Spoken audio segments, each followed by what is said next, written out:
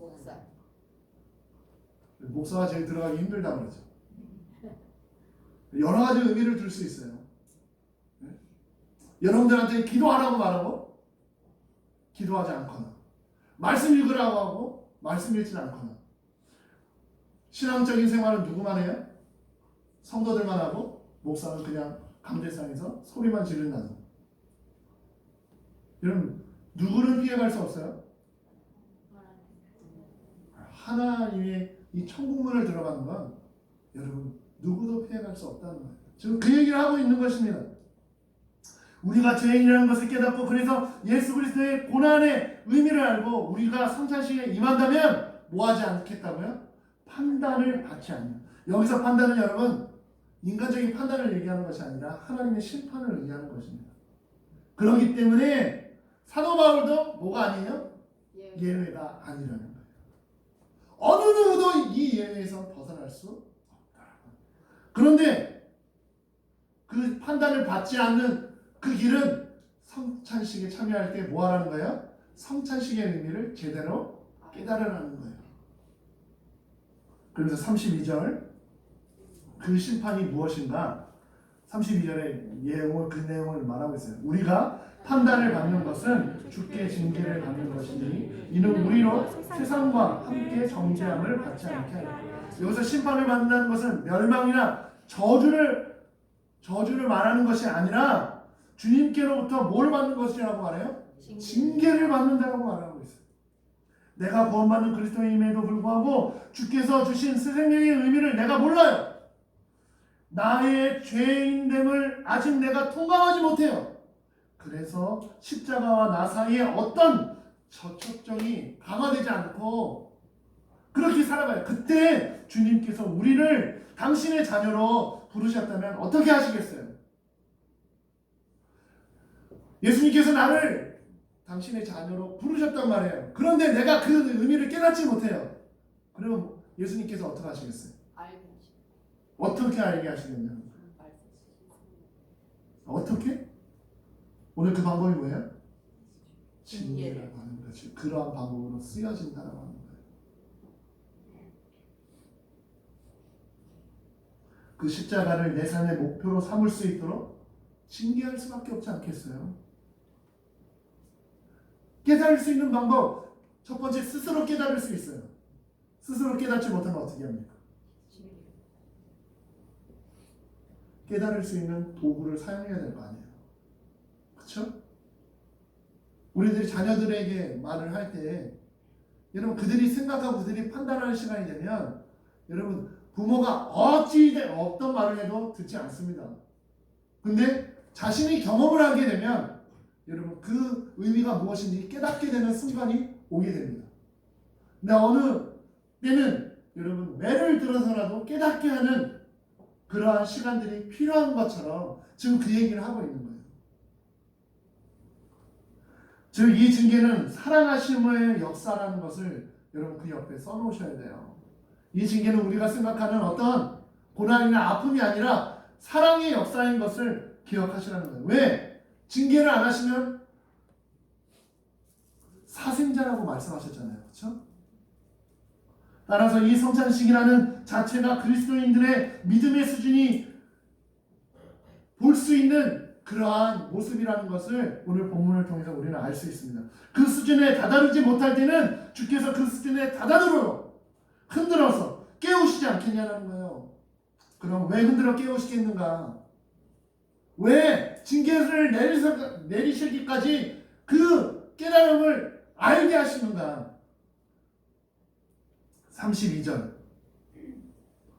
보면 제일 뒷부분에 보면 이런 얘기 있죠. 이는 우리로 세상과 함께 정죄함을 받지 않게 하려 하시고, 예수님께서 징계를 내리심으로까지 우리에게 너가 죄인이고 내 피와 살을 먹지 않고서는 너희들은 구원을 받을 수 없다라고 말씀하시는 이 말씀을 믿어지기까지 징계를 행하시는 이유는 32절 제 후반부에 있는 것처럼 우리로 세상과 함께 정죄함을 받지 않게 하는 거예요. 이때 정죄함은 뭐예요? 멸망이고 저주인 것이죠. 하나님의 심판의 마지막 날을 얘기하는 것입니다. 그날에 너희들을 구원하기 위함이다라는 것입니다. 그러니 여러분, 오늘도 내가 예수를 믿는다면 오늘 힘겨운 우리들의 인생을 누가 보시겠어요? 나보다 하나님이 더 잘하실 거 아니에요. 여러분, 그렇다면 이 모든 순간순간들이 하나님을 아는데 도구가 되어야지 하나님을 멀어지는 도구로 사용되어서는 안 된다는 거죠. 여러분, 코로나에 걸리고 안 걸리고의 문제가 지금 이 시국에 우리들에게 중요한 것이 아니라는 거예요.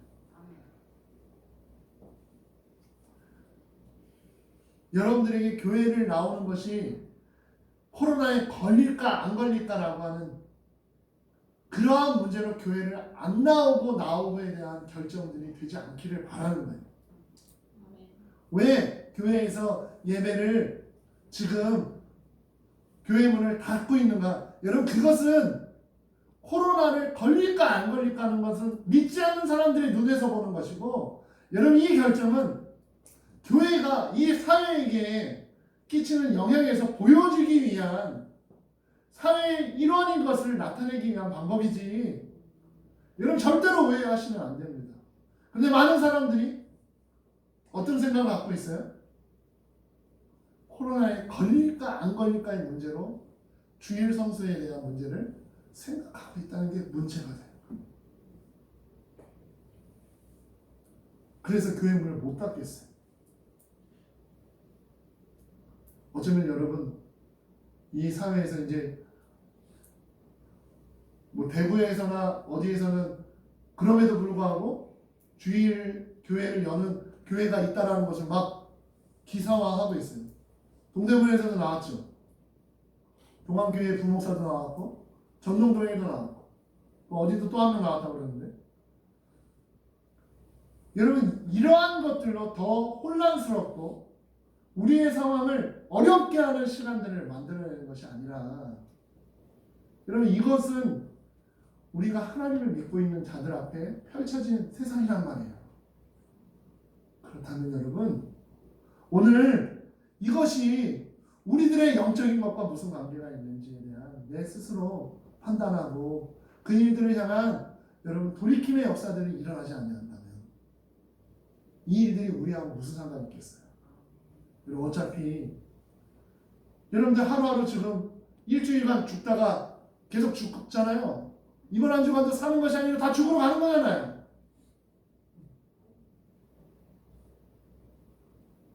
그러한 모습 속에 우리들의 신앙을 어디에다 두고 살아야 하는가에 대한 문제를 오늘 본문은 이렇게 말씀하고 있는 것입니다. 그래서 33절 함께 있습니다. 그런즉 내 형제들아, 먹으러 모일 때 서로, 여러분, 이 결론이에요. 성찬식 얘기하다가 결론을 뭐로 내렸어요? 뭐 하러 올 때? 지금 무슨 얘기하고 있는데? 지금까지 여러분 굉장히 큰 이야기를 하고 성찬에 대한 어마어마한 얘기를 했어요. 그런데 갑자기 결론은 아주 간단해. 누구를 기다리라는 거예요? 여기서 기다리라는 건 누굴 기다리라는 거예요? 없는 자들을, 연약한 자들을 기다리라는 거잖아요. 그렇죠?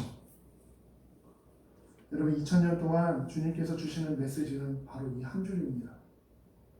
예수님께서 말씀하신 것은 이 33절 한 줄에 다 있습니다. 앞으로 주님이 재림하실 때까지 여러분 그 메시지도, 우리가 전해야 할 메시지는 바로 이 33절에 있습니다. 너무나 간단하지만 우리는 이 결론을 앞서 많은 예를 드린 것처럼 실천하고 있지 않습니다. 정작 우리가 기다리는 것은 나와 가까운 사람, 나와 피가 섞인 사람, 안으로 굳은 내 팔을 기다리고 있는 것이지 없는 자, 연약한 자들을 기다리고 있지 않다. 너보다 연약한 자를 배려하라. 그것이 여러분 성찬의 정신이고 우리가 삶으로 보여줄 수 있는 성찬을 경험한 자들의 삶이라는 것을 여러분 기억하실 수 있기를 바랍니다. 왜 하나님께서 연약한 너희들을 위해서 예수를 내어주시기까지 이것으로부터 너희를 구원이 시작되었다는 것을 여러분 우리가 깨닫는다면, 우리가 그 깨달음 속에 구원받은 자로서 오늘 우리가 살피고 살아가야 할 가장 중요한 대목은, 삶이 예배화되는데 우리 삶 가운데 행위적으로 잘 드러나야 할 것은 서로 기다리라. 누구를? 없는 자들, 연약한 자들. 너희들이 깨닫는다면 그 성찬의 전심을 꼭 실천해 내라는 거예요. 그것을 실천해 낼 때 그 성찬은 우리의 삶으로 승화가 되고 여러분들의 신앙은 점점 더 깊숙하고 성숙한 신앙으로 성장하는 것입니다.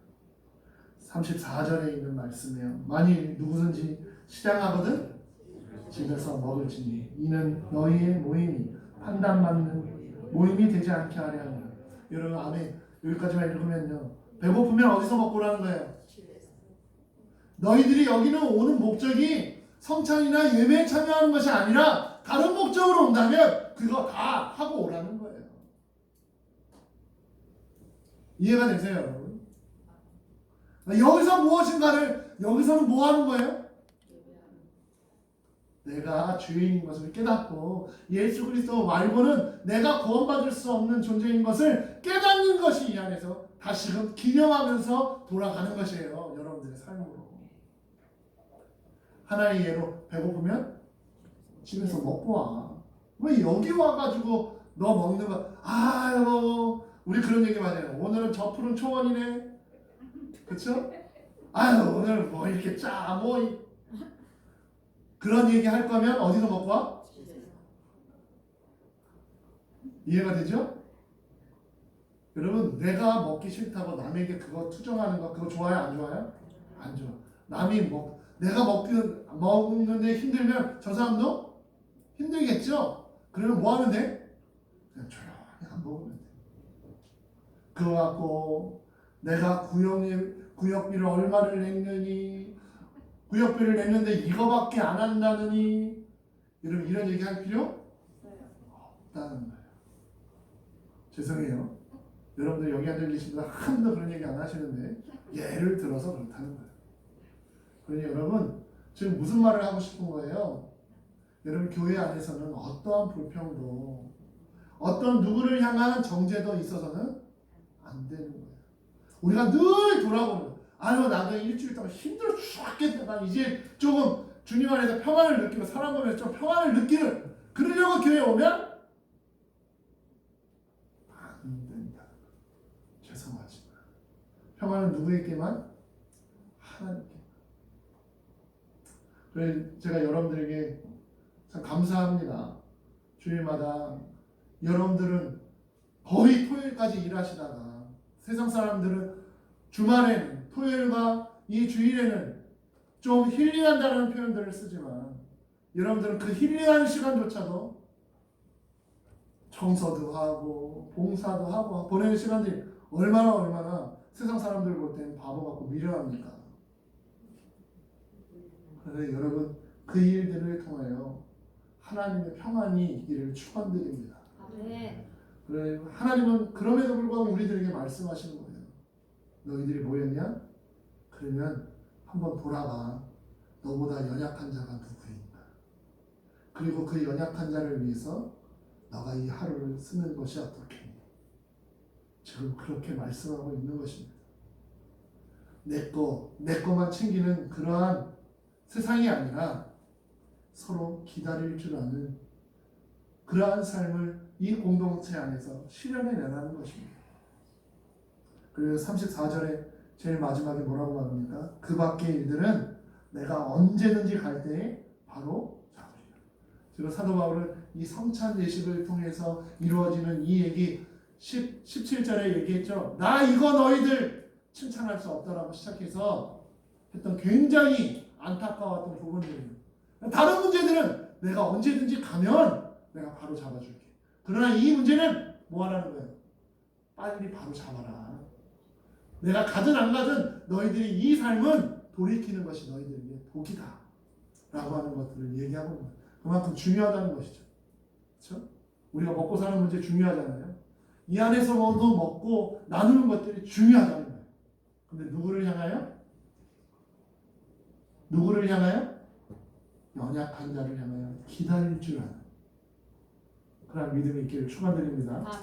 내가 막 있는 것이라 그런 것이 아니라 여러분 전체를 보실 수 있는 그런 믿음의 눈으로 여러분 우리가 이 교회를 살펴볼 수 있기를 바랍니다. 여러분 그래서 우리가 한 두 가지 정도 이 17절부터 34절에 기억했으면 좋겠어요. 첫 번째는 우리는 진정 성찬의 사람들이 되어야 한다는 것입니다. 성찬에 이미 계속 말씀드렸죠. 그 삶을 살아갈 수 있는 성찬의 사람들이 되어야 한다는 거예요. 즉 그러면 그 성찬의 사람은 어떤 삶으로 살아가야 하는가? 성찬의 삶을 아는 자는 어떤 삶을 살아야 하는가? 누구를 돌보라고요? 연약한 자들에게 배려할 수 있는 삶을 살아가는 것이 성찬의 삶을 살아가는 사람이라는 것을 여러분 잊지 마시고 이번 한 주간 또 어려울 것입니다. 힘들 거예요. 계속 늘어나고 있어요. 왜냐하면 여러분 접촉한 사람들이 그만큼 많기 때문에 그래요. 여러분 다 마스크 쓰고 있지만 뭐 마스크 일주일에 2개 갖고 쓰기 뭐 이러한 운동도 일어나잖아요. 서울은 좀 덜한 것 같은데 지금 대구 같은 경상도 쪽에는 난리란 거예요. 정말 우리는 엊그저께 제 아내가 두꺼비 갔다 왔는데 라면이 없대. 너구리만 없대. 너구리만 좋아하나? 진라면하고 너구리는 없대. 사람들이 그냥 그 와중에 입맛은 똑같나 봐. 제 딸이 너구리를 그렇게 좋아하는데 라면 먹으면 너구리 좋아. 이 동대문이 다 너구리 좋아하나 보다. 하여간 빨리 가서 사와. 이런 우습지 않은 우스운 얘기들이 우리 안에 일어날 때 여러분 좀 더 연약한 사람들을 돌보실 수 있는 이 넉넉함들이 우리들의 있기를 축원드립니다. 마스크 모자르시면 오세요. 저한테 아직 있습니다. 제가 밖에 안 나가니까 마스크를 할 일이 없어요. 여러분 필요하시면 오세요. 일주일에 2개는 더 드릴게. 나라보다 더 드릴 테니까 저한테 오세요. 여러분 어려운 시국 또 사업하는 일도 잘 안 되시잖아요. 힘들잖아요. 손님도 없고. 여러분 이러한 시국 가운데 잘 이겨내십시오. 기도하는 끈 놓지 마시고 잘 이겨내셔서 무엇보다 여러분 건강하게 이겨내시기 바랍니다. 나이 드신 분들 힘들지만 사람이 없는 시간에 동네 한 바퀴 도는 건 괜찮아요. 사람이 많은 곳을 꺼리시면 돼요. 응? 왜냐하면 이 바이러스는 여러분들 입에 있는 침에 의해서 전해지는 거기 때문에 여러분 사람이 없는 공간에서는 이 봄을 만끽하셔도 괜찮습니다. 아시겠죠? 혹 마스크를 재활용하시려고 하신다면 마스크의 중요한 역할은 정전기로 일어난대요. 정전기로 그것들을 막는데요. 근데 빨면 정전기. 여러분 정전기 되는 옷에다 뭐 뿌리면 없어져요? 물 뿌려주면 없어지잖아요. 거기다가 소독약을 이렇게 마스크에 뿌리고 쓴다? 그러면 마스크에 잠시는 깨끗해질지 모르지만 마스크의 정전기가 다 어떻게 돼? 없어진대요. 쓰고 버려. 모자르면 저한테 오세요. 제가 안 나가고 드릴 테니까. 아시겠죠? 네. 아무튼 지혜롭게 이 시간들을 잘 보내실 수 있길 바랍니다. 기도하겠습니다. 사랑의 하나님 감사합니다. 우리들에게 많은 것들로 보여주시고 말씀하시는데도 내가 내 생각과 내 마음을 고집하고 있는 이 어리석음들을 내려놓게 하시고 다시금 말씀 속에 깨닫게 하시는 이 말씀을 실천해 나갈 수 있도록 도와주시옵소서. 무엇보다 성찬에 대한 이 마음을 우리에게 굳건히 마음속에 새기게 도와주시사 성찬의 사람으로 살아가는 데 부족함 없도록 도와주시고 그 삶의 실천이 연약한 자들을 돌봐야 하는 것임을 깨닫게 하여 주시옵소서.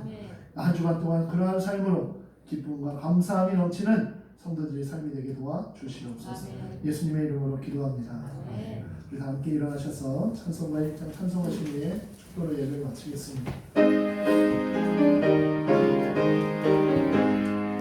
만복의 주여 하나님 온 백성 찬송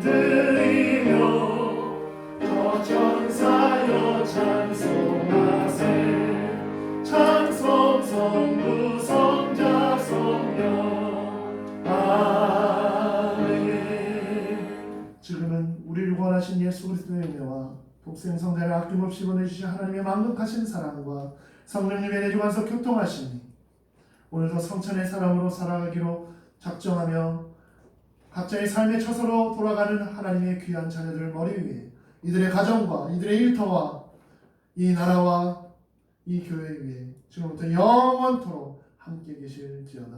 아멘.